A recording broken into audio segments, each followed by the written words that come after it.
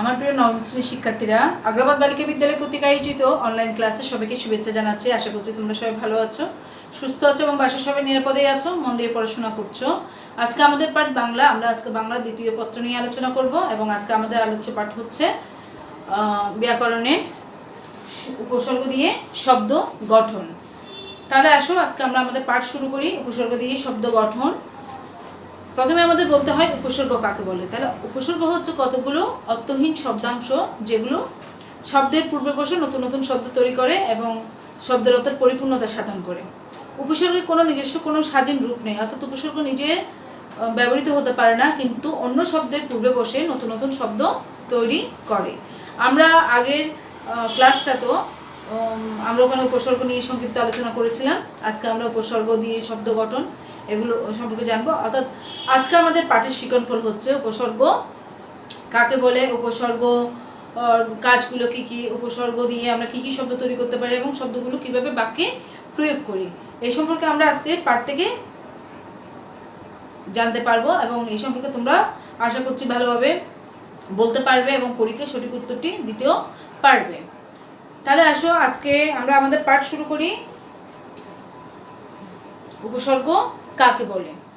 তাহলে উপসর্গ হচ্ছে, দেখো এখানে যেসব অর্থহীন শব্দাংশ অন্য শব্দের শুরুতে বসে নতুন শব্দ গঠন করে সেগুলোকে উপসর্গ বলে। তাহলে উপসর্গ কি? অর্থহীন শব্দাংশ, অর্থাৎ কতগুলো শব্দাংশ আছে যেগুলোর কোনো অর্থ নেই, অর্থাৎ স্বাধীনভাবে বসলে এদের কোনো অর্থ হয় না, কিন্তু অন্য শব্দের পূর্বে বসে নতুন শব্দ তৈরি করে।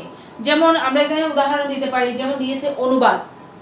অনুবাদের মধ্যে দেখো অনু যোগ বাদ। তাহলে অনু বললে কি বুঝাবে? অনু বলতে সাধারণত কিছু তেমন হয়তো বুঝায় না, কিন্তু বাদ শব্দের আগে বসে অনুবাদ শব্দটার অর্থ হচ্ছে কি? অর্থাৎ কোনো কিছুকে ট্রান্সলেট করা, অর্থাৎ এক ভাষা থেকে অন্য ভাষায় পরিবর্তন করাকে বলা হয় অনুবাদ। তেমনি দেখো বেতার। বেতার কিভাবে হয়েছে? বে যোগ তার। তাহলে তার শব্দের আগে বসে বে উপসর্গ যুক্ত হয়ে গেছে কি? বেতার। সুনজর, সু যোগ নজর। তাহলে নজর শব্দের আগে সু উপসর্গ যুক্ত হয়ে কি হয়েছে? আরেকটা নতুন শব্দ তৈরি হয়েছে, অর্থাৎ নজর শব্দের আগে সুনজর বা কুনজর। তাহলে সু বললে ভালো, কু হলে খারাপ। এভাবেই উপসর্গ যুক্ত হয়ে এই শব্দটার অর্থ কি হয়েছে? পরিবর্তন হয়েছে। এই শব্দগুলোতে অনুবাদ, বেতার, সুনজর, এই শব্দগুলোতে দেখা যাচ্ছে অনু, বে এবং সু, এগুলো হচ্ছে উপসর্গ। তাহলে বাংলা ভাষায় উপসর্গের সংখ্যা প্রায় অর্ধ শতাধিক। এই উপসর্গগুলো অনেক সময় শব্দের শুরুতে, আবার দেখা যাবে এখানে যেমন দেখা যাচ্ছে যে এক একটা উপসর্গ যুক্ত হয়ে নতুন শব্দ তৈরি হয়েছে। আবার অনেক সময় দেখা যায় একের অধিক উপসর্গ যুক্ত হয়েও নতুন শব্দ তৈরি হয়। যেমন সম্প্রদান। সম্প্রদান উপসর্গে, সম্প্রদান শব্দটাতে দান শব্দটাতে সম এবং প্র, সম্প্রদানের মধ্যে কি হয়েছে? সম এবং প্র, এই দুটো উপসর্গ যুক্ত হয়েছে। তেমনি বি নির্মাণ। বি নির্মাণ শব্দের মধ্যে দেখা যাচ্ছে কি? বি আর নির। বি আর নির উপসর্গ যুক্ত হয়ে, মান শব্দের আগে বি আর উপসর্গ যুক্ত হয়ে, নির উপসর্গ যুক্ত হয়ে গেছে শব্দটা কি? বি নির্মাণ। তাহলে এখানে দেখা যাচ্ছে শুধু একটা শব্দ দিয়ে উপসর্গ শব্দের আগে একটা উপসর্গ যুক্ত হয়ে যে উপসর্গ শব্দ তৈরি হয়, নতুন শব্দ তৈরি হয়, তাই না, একের অধিক শব্দ দিয়েও কিন্তু উপসর্গ যুক্ত হয়েও কিন্তু নতুন শব্দ তৈরি হয়। এবং এই উপসর্গগুলোর নিজস্ব কোনো অর্থ নেই, এটা আমরা আগেও বলেছি। উপসর্গের নিজস্ব কোনো অর্থ নেই, কিন্তু নতুন নতুন অর্থবোধক শব্দ তৈরির ক্ষমতা রাখে। অর্থাৎ কি? নতুন অন্য শব্দের পূর্বে বসে নতুন নতুন শব্দ তৈরি করে। যেমন আমরা বলতে পারি যে হার উপসর্গের আগে যদি আমরা হার শব্দের আগে যদি আমরা বি উপসর্গ যুক্ত করি তাহলে হয়ে যায় কি? বিহার। হারের আগে যদি আ উপসর্গ যুক্ত করি তাহলে হয়ে যায় কি? আহার। এভাবেই উপসর্গের কিন্তু নতুন নতুন শব্দ তৈরির ক্ষমতা রাখে। সেজন্য বলা হয় উপসর্গের নিজস্ব কোনো অর্থ নেই, কিন্তু অন্য শব্দের আগে বসে নতুন শব্দ তৈরির ক্ষমতা রাখে, অর্থাৎ অর্থের দোতনা তৈরি করতে পারে। আর উপসর্গের কাজগুলো নিয়ে আমরা এখন বলবো। উপসর্গে কি কি কাজ আছে, অর্থাৎ উপসর্গ কি কি কাজ করে। উপসর্গ কি কি কাজ করে দেখি। উপসর্গ নতুন শব্দ তৈরি করে, অর্থাৎ উপসর্গ যেমন নতুন নতুন শব্দ তৈরি করে, আবার শব্দের অর্থেরও কী করতে পারে, পরিবর্তন করতে পারে, শব্দের অর্থের সম্প্রসারণ ঘটাতে পারে, আবার শব্দের অর্থের সংকোচনও ঘটাতে পারে। তাহলে শব্দের অর্থ কীভাবে, নতুন নতুন শব্দ কীভাবে তৈরি করে, যে আমরা যদি বলি যে সমযোগবাদ সমান কী হয়ে যায়, সমযোগবাদ হলে সংবাদ। আবার যদি বলা হয় বিযোগবাদ তাহলে কি হবে, বিবাদ। তাহলে এই যে বাদের আগে সম উপসর্গযুক্ত হয়ে গেছে সংবাদ, বি উপসর্গযুক্ত হয়ে গেছে বিবাদ। তাহলে এখানে দেখা যাচ্ছে কি নতুন নতুন শব্দ তৈরি করতে পারে। তারপর দেখা যাচ্ছে শব্দের অর্থের পরিবর্তন করে। কিভাবে পরিবর্তন করে, এই যে আমি যদি বলি যে নজর, নজর শব্দের আগে সু উপসর্গযুক্ত হয়ে গেল কি সুনজর। হ্যাঁ, আবার যদি কু উপসর্গযুক্ত করি তাহলে কি হয়ে গেল কুনজর। তাহলে সু এবং সুযোগ নজর হয়ে গেল কি সুনজর। এভাবে কি করবে, শব্দের অর্থ কি করতে পারে, পরিবর্তন ঘটাতে পারে।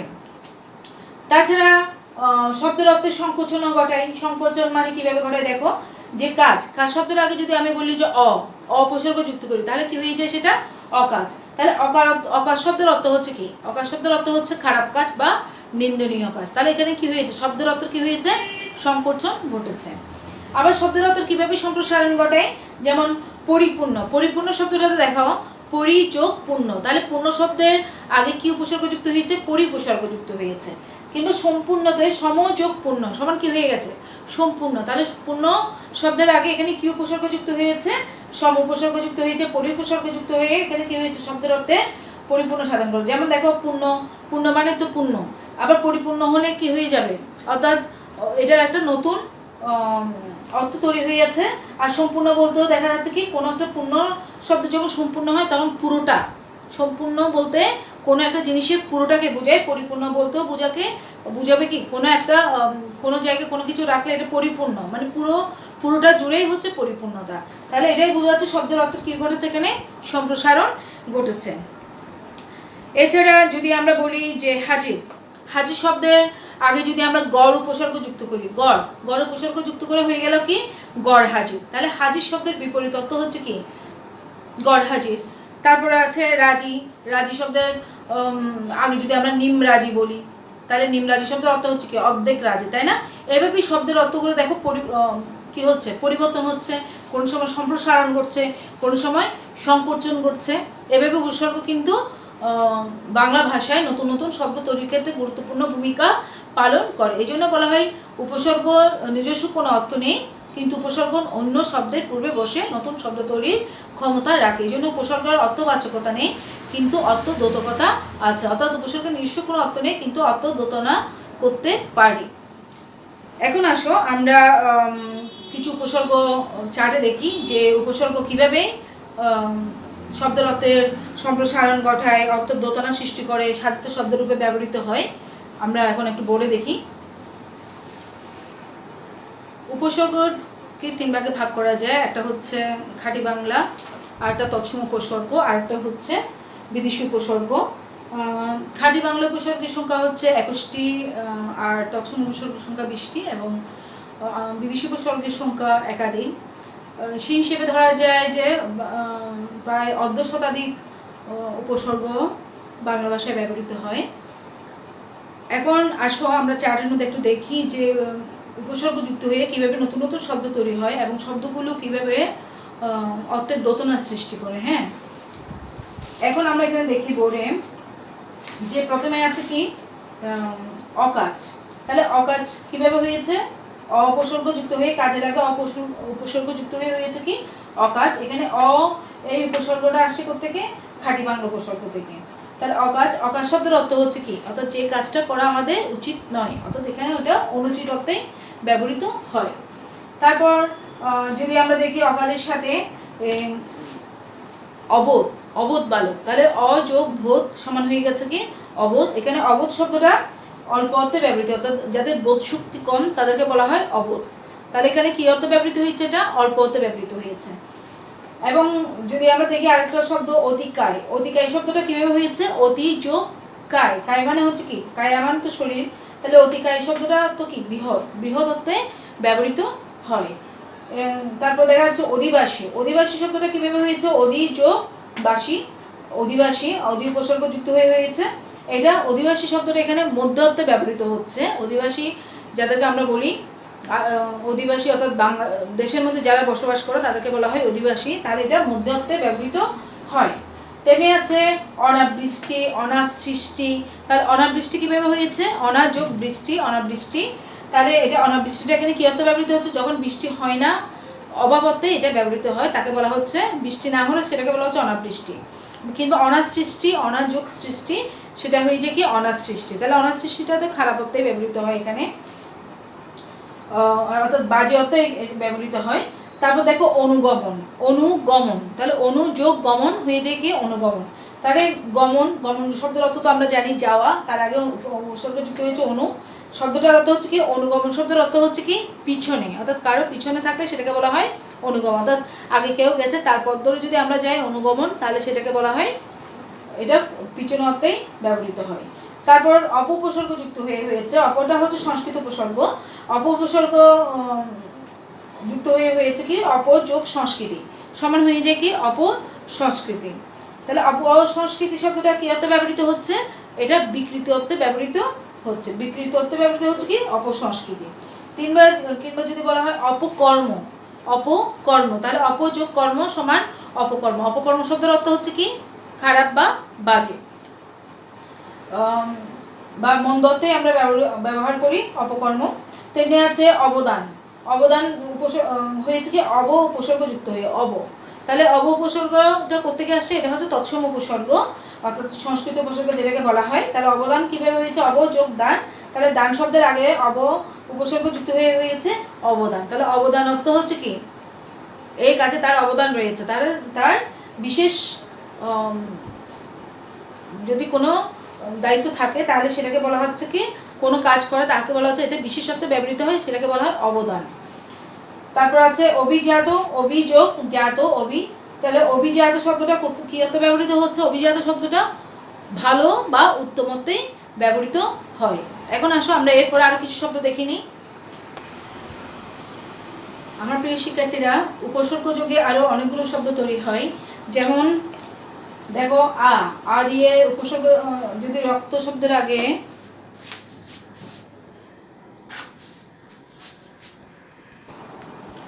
আমার প্রিয় শিক্ষার্থীরা, আমরা এখন পরবর্তী উপসর্গগুলো একটু দেখে নিই। যেমন এখানে আছে আ উপসর্গ, এটা বাংলাতেও আছে আবার তৎসম উপসর্গতেও আছে, খাঁটি বাংলাতেও হয় আবার তৎসম উপসর্গও হয়। যেমন আ দিয়ে কি আছে? আ যোগ রক্ত সমান কি হয়ে গেছে? আরক্ত। আরক্ত শব্দের অর্থ হচ্ছে কি ঈশ্বর। আবার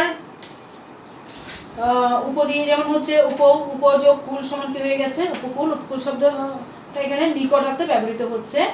তারপর আছে কদ উপসর্গ যুক্ত হয়েছে কি কদ যোগ বেল, কদবেল। তাহলে কদবেল শব্দটা এখানে কি অর্থে ব্যবহৃত হচ্ছে? কদবেল শব্দটা বাংলা ভাষায় এটা গৌণ অর্থে ব্যবহৃত হয়। তারপর আছে কুকাজ, কু যোগ কাজ, কুকাজ। তাহলে কুকাজ, এই যে কু উপসর্গটা, এটা উপসর্গ যুক্ত হয়ে কাজের আগে কুকাজ হয়েছে, এবং কুকাজ শব্দটা এখানে নিন্দনীয় অর্থে ব্যবহৃত হচ্ছে। তারপর আছে গড় হাজির, গড় হাজির, গড় যোগ হাজির, গড় হাজির। তাহলে গড় উপসর্গটা এখানে হাজিরের বিপরীত অর্থে ব্যবহৃত হচ্ছে। এটা গড় উপসর্গটা হচ্ছে আরবি উপসর্গ। তারপর আছে দরদালান, দরদালান শব্দটা কিভাবে হয়েছে? দর যোগ দালান, দরদালান। দরদালান শব্দটা হচ্ছে ফার্সি শব্দ। তারপরে এটা মধ্যস্থ অর্থে ব্যবহৃত হচ্ছে, অর্থাৎ দরদালান শব্দটা হচ্ছে কি মধ্যস্থ অর্থে, অর্থাৎ মাঝখানে থাকবে। তারপর আছে দুর্দিন, দু উপসর্গটা দুভাবে হয়, একটা দূর দিয়েও হয় আর একটা দুষ দিয়েও হয়। যেমন দূর যোগ দিন সমান হয়ে গেল কি দুর্দিন। দুর্দিন শব্দটার অর্থ হচ্ছে কি মন্দ। আবার দুষ্যোগ প্রাপ্য সমান হয়ে যায় কি দুষ্প্রাপ্য, অর্থাৎ যা সহজে পাওয়া যায় না, খুব অল্পই পাওয়া যায়, এটা হচ্ছে কি দুষ্প্রাপ্য। তারপর আছে না লায়েক, না লায়েক। তাহলে না লায়েক শব্দটা কিভাবে হয়েছে? না উপসর্গ যুক্ত হয়ে হয়েছে কি না লায়েক। না লায়েক শব্দের অর্থ হচ্ছে কি অপূর্ণ। এছাড়া আরো কিছু শব্দ আছে যেগুলো আমরা এর পরবর্তী দেখবো। আসলে তাহলে আমরা এর পরবর্তী চার্টে চলে যাই। আমার প্রিয় শিক্ষার্থীরা, এখন আমরা আর কিছু শব্দ দেখিনি, অর্থাৎ উপসর্গ যুগে যে নতুন শব্দ তৈরি হয় আর কিছু নমুনা আমরা দেখি। যেমন এখানে দিয়েছে নিম, তাহলে নিমটা হচ্ছে ফার্সি উপসর্গ। তাহলে নিমটা যখন রাজি শব্দের আগে যুক্ত হয় তাহলে শব্দটা হয়ে যায় কি নিমরাজি। নিমরাজি শব্দের অর্থ হচ্ছে কি অর্ধেক রাজি, অর্ধেক অর্থে এটা ব্যবহৃত হয়। তারপর আছে পড়া, পড়া পড়া উপসর্গযুক্ত হয়ে হয়েছে কি জয়, জয় শব্দের আগে যদি পড়া উপসর্গযুক্ত হয়ে যায় কি পরাজয়, তাহলে পরাজয় হচ্ছে কি জয়ের বিপরীত, তাহলে এটা বিপরীত অর্থে ব্যবহৃত হয়। তারপর দেখো পরিপন্থী, পরিপন্থীর মধ্যে এই পরিটা হচ্ছে সংস্কৃত উপসর্গ অর্থাৎ তৎসম উপসর্গ, এই পরি উপসর্গের সাথে পন্থী শব্দ যুক্ত হয়ে হয়েছে কি পরিপন্থী। তাহলে পরিপন্থী মানে হচ্ছে কি এখানে বিরুদ্ধ অর্থে ব্যবহৃত হয়েছে, হচ্ছে যে পরিপন্থী শব্দটা এখানে বিরুদ্ধ বা প্রকাশ করে। তারপর দেখো যে হাঁস, হাঁসের আগে যদি বলা হয় পাতি, পাতি উপসর্গ যুক্ত হয়, পাতিটা হচ্ছে বাংলা উপসর্গ, তাহলে হয়ে যাবে কি পাতিহাঁস। পাতিহাঁস, পাতিহাঁস মানে হচ্ছে কি অর্থাৎ ছোট হাঁসগুলোকে বলা হয় পাতিহাঁস। আ উপসর্গ যুগে যেমন আমরা তৎসম উপসর্গ পেয়েছিলাম, তেমনি আ উপসর্গ যুগে আ যোগ লুনি আলুনি এরকম শব্দ হয়, অর্থাৎ বাংলা উপসর্গগুলো দেখা যাবে কি এগুলো সবসময় আমরা যে উপসর্গগুলো অর্থাৎ সাধারণভাবে ব্যবহার করি সেগুলো হচ্ছে বাংলা উপসর্গ, যেমন পাতিহাঁস এই যে বোঝা যাচ্ছে, তারপরে আধুয়া, অজপাড়াগা এগুলো হচ্ছে কি বাংলা উপসর্গ অর্থাৎ খাঁটি বাংলা উপসর্গ। তেমনি দেখা যাচ্ছে প্র, প্র উপসর্গ যুক্ত হয়েছে কি প্রটা হচ্ছে তৎসম উপসর্গ, প্রর সাথে গতি শব্দের আগে বসে শব্দটা হয়েছে কি প্রগতি। প্রগতি শব্দটা এখানে কি অর্থে ব্যবহৃত হচ্ছে প্রকৃষ্ট অর্থে ব্যবহৃত, অর্থাৎ ভালো অর্থে ব্যবহৃত হচ্ছে। তারপর আছে প্রতি, প্রতিটাও হচ্ছে সংস্কৃত উপসর্গ, ধ্বনির আগে যুক্ত হয়ে হয়েছে কি প্রতিধ্বনি। তাহলে প্রতিধ্বনিটা কি, প্রতিধ্বনি এখানে তুল্য অর্থে ব্যবহৃত হচ্ছে, তুল্য মানে হচ্ছে কি তুলনা অর্থে ব্যবহৃত হচ্ছে প্রতিধ্বনি। তারপর আছে বদ, বদ উপসর্গটা হচ্ছে ফার্সি উপসর্গ, বদ উপসর্গটা মেজাজ শব্দের আগে বসে হয়েছে কি বদ মেজাজ। তাহলে বদ মেজাজ মানে কি খারাপ মেজাজ, তাই না, এটা হচ্ছে উগ্র অর্থে এখানে ব্যবহৃত হচ্ছে। তারপর আছে বে দিয়ে আছে বেদখল, তাহলে বে দখল শব্দের আগে যুক্ত হয়েছে বে, বেটা হচ্ছে ফার্সি উপসর্গ, তাহলে বেদখলটা শব্দটার অর্থ হচ্ছে কি অর্থাৎ ঋত, অর্থাৎ আমরা বলি না অপহৃত, তাহলে বেদখল মানে কি কারো সম্পদ দখল করে নেওয়াটাকে বলা হচ্ছে বেদখল, সেটা ঋত অর্থে ব্যবহৃত হচ্ছে।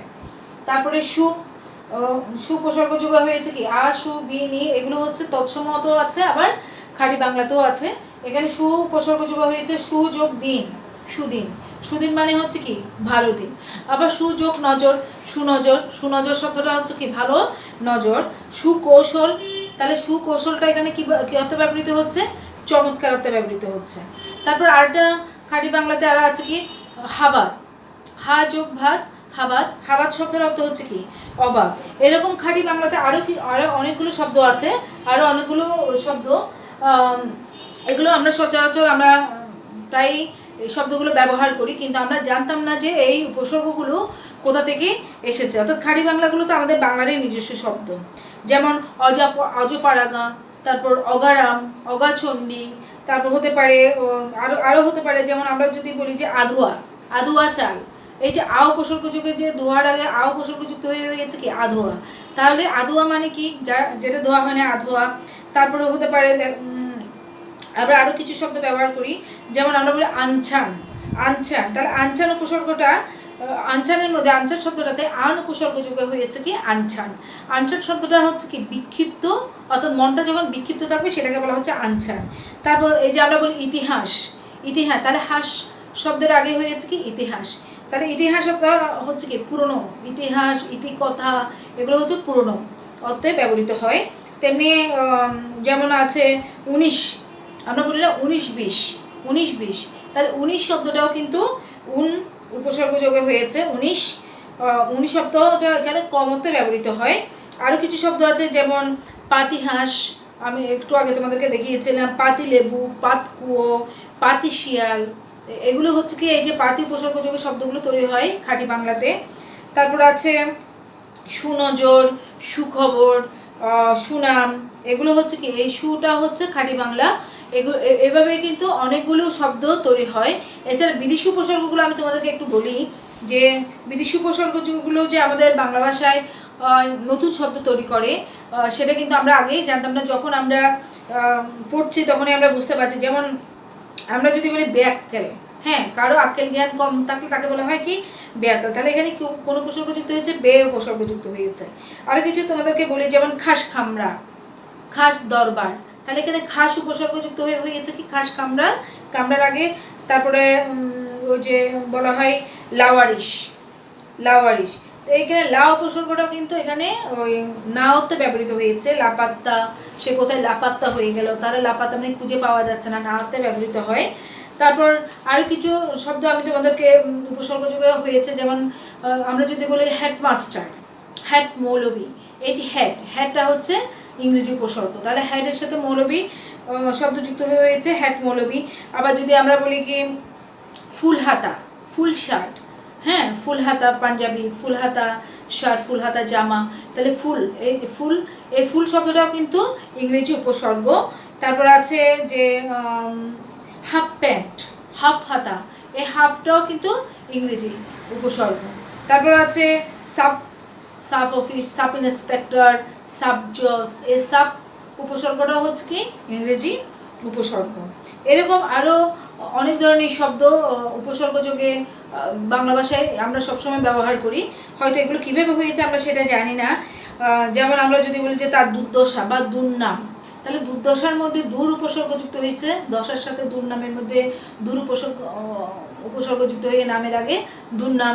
তাহলে এরকম যে আমরা আরও অনেক শব্দ ব্যবহার করি, এগুলো কোনোটা সংস্কৃত উপসর্গ বা তৎসম উপসর্গ থেকে এসেছে, কোনোটা খাঁটি বাংলা অর্থাৎ প্রাচীনকাল থেকে আমাদের বাংলা ভাষায় ব্যবহৃত হয়ে আসছে, আর অনেকগুলো বিদেশি উপসর্গ যেমন ফার্সি শব্দ, আরবি শব্দ, তারপর আছে কি ইংরেজি উপসর্গ, ফার্সি উপসর্গ, আরবি উপসর্গ, এগুলো বিভিন্ন ভাষা থেকে আমাদের বাংলা ভাষায় আসছে বলে আমরা ওভাবেই শব্দগুলো ব্যবহার করি। তাহলে আমরা এখন উপসর্গ সম্পর্কে অনেক কিছু জেনেছি। উপসর্গ কাকে বলে? উপসর্গ হচ্ছে কতগুলো অর্থহীন শব্দাংশ যেগুলো অন্য শব্দের পূর্বে বসে নতুন নতুন শব্দ তৈরি করে। আর উপসর্গ কী নেই? উপসর্গের স্বাধীন কোনো অর্থ নেই, অর্থাৎ এগুলো নিজে নিজে ব্যবহৃত হতে পারে না, কিন্তু অন্য শব্দের পূর্বে বসে এটা নতুন অর্থ তৈরি করতে পারে। আর উপসর্গের সংখ্যা কতটি? উপসর্গ প্রায় অর্ধ শতাধিক বাংলা ভাষায়, বাংলায় উপসর্গ ব্যবহৃত হয়, অর্ধ শতাধিক উপসর্গ ব্যবহৃত হয়। এছাড়া উপসর্গের কি নিজস্ব কোনো অর্থ নেই, কিন্তু অর্থদ্যোতকতা আছে, অর্থাৎ নতুন শব্দ তৈরির ক্ষমতা আছে, তাই না? তারপর উপসর্গের কাজগুলো আমরা কী কী পড়েছি? উপসর্গ নতুন শব্দ তৈরি হতে পারে, উপসর্গ অন্য শব্দের পূর্বে বসে শব্দের অর্থের সংকোচন ঘটায়, শব্দের অর্থের সম্প্রসারণ ঘটায়, তারপর কি শব্দের নতুন নতুন রূপ লাভ করে, শব্দের অর্থদ্যোতনা সৃষ্টি করে। এভাবেই উপসর্গ কিন্তু বাংলা ভাষায় বিভিন্নভাবে ব্যবহৃত হয়, অর্থাৎ নতুন নতুন শব্দের মধ্য দিয়ে নতুন বাক্য তৈরি হতেই সাহায্য করে উপসর্গ। এখন আসো আমরা একটু মূল্যায়নে চলে যাই। উপসর্গ সম্পর্কে আমরা যা যা জেনেছি, আশা করছি তোমরা সেগুলো পারবে। আসো তাহলে আমরা মূল্যায়নটা করে নিই। আমার প্রিয় শিক্ষার্থীরা, আমরা এখন মূল্যায়নে চলে এসেছি। আশা করছি তোমরা মূল্যায়নের প্রশ্নগুলো সঠিক উত্তর দিতে পারবে। তাহলে আসো শুরু করি। প্রথম প্রশ্ন হচ্ছে উপসর্গ কাকে বলে? তাহলে বলো উপসর্গ কাকে বলে? আমরা তো সবাই জানি উপসর্গ কি। তাহলে উপসর্গ হচ্ছে কতগুলো অর্থহীন শব্দাংশ যেগুলো কিসের পূর্বে বসে?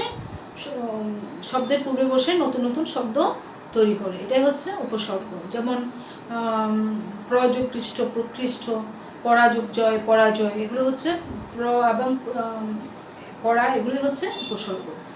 তারপর প্রশ্ন আছে উপসর্গের কি নেই? তাহলে উপসর্গে কি নেই? উপসর্গে কি নেই বলো? উপসর্গের নিজস্ব কোনো অর্থ নেই। তারপর প্রশ্ন হচ্ছে উপসর্গের কাজ কি? উপসর্গ কি কি কাজ করে? তাহলে উপসর্গ কি কি কাজ আছে? উপসর্গ নতুন শব্দ তৈরি করতে পারে, এবং উপসর্গের আর কি করতে পারে? শব্দের অর্থের সংকোচন ঘটাতে পারে, শব্দের অর্থের প্রসারণ ঘটাতে পারে, এবং নতুন শব্দ তৈরিতে ক্ষমতা তো আছে, শব্দের অর্থের পরিবর্তনও ঘটাতে পারে উপসর্গ। তারপর এখানে আছে প্রশ্ন গড় যোগ হাজির সমান গড় হাজির। এখানে গড় কোন অর্থে ব্যবহৃত হয়েছে? তাহলে হাজির শব্দের আগে বসছে কি? গড়, উপসর্গ যুক্ত হয়েছে গড়। তাহলে গড়টা এখানে কোনো কি অর্থে ব্যবহৃত হয়েছে? বলো এটা কি অর্থে ব্যবহৃত হয়েছে? এটা বিপরীত অর্থে ব্যবহৃত হয়েছে, অর্থাৎ হাজির শব্দের বিপরীত অর্থেই ব্যবহৃত হয়েছে গড় হাজির। তারপর আছে সম্প্রদান। সম্প্রদান শব্দটিতে এখানে কয়টি উপসর্গ যুক্ত হয়েছে? সম্প্রদান, তাহলে সম্প্রদানের বলো কয়টি উপসর্গ যুক্ত হয়েছে? একটা হচ্ছে সম, আর একটা হচ্ছে প্র। সম আর প্র দুটো উপসর্গ যুক্ত হয়েছে কি? সম্প্রদান। তাহলে আমরা মূল্যায়নটা শেষ করেছি। এখন আমরা বাড়ির কাজটা একটু দেখে নিব, বাড়ির কাজে কি আছে। আমার প্রিয় শিক্ষার্থীরা, তোমরা বাড়ির কাজটা একটু ঝটপট খাতায় লিখে নাও। বাড়ির কাছে তোমাদের থাকবে এই চ্যাপ্টারটা থেকে তোমরা 20টি এক কথায় জ্ঞানমূলক প্রশ্ন তৈরি করবে। আর এখানে যে উপসর্গের চার্টটা আছে সে চার্টটা তোমরা অ্যাসাইনমেন্ট হিসেবেই খাতায় করে রাখবে, দরকার হলে এটা পোস্টার পেপারে করতে পারো, এবং স্কুলে যখন খুলবে তখন আমরা সেই অ্যাসাইনমেন্টটা তোমাদের কাছ থেকে জমা নিব। আর যদি এটা করো তাহলে দেখা যাবে কি এই উপসর্গের কী কী উপসর্গ বাংলা ভাষায় ব্যবহৃত হয় এবং উপসর্গগুলো মনে রাখতেও তোমাদের খুবই সহজ হবে। তাহলে ঠিক আছে, আজকের ক্লাস আমি এখানেই শেষ করছি, আর সামনে ক্লাস দেখার শুভেচ্ছা জানিয়ে আজকের ক্লাস এখানেই শেষ। ধন্যবাদ সবাইকে।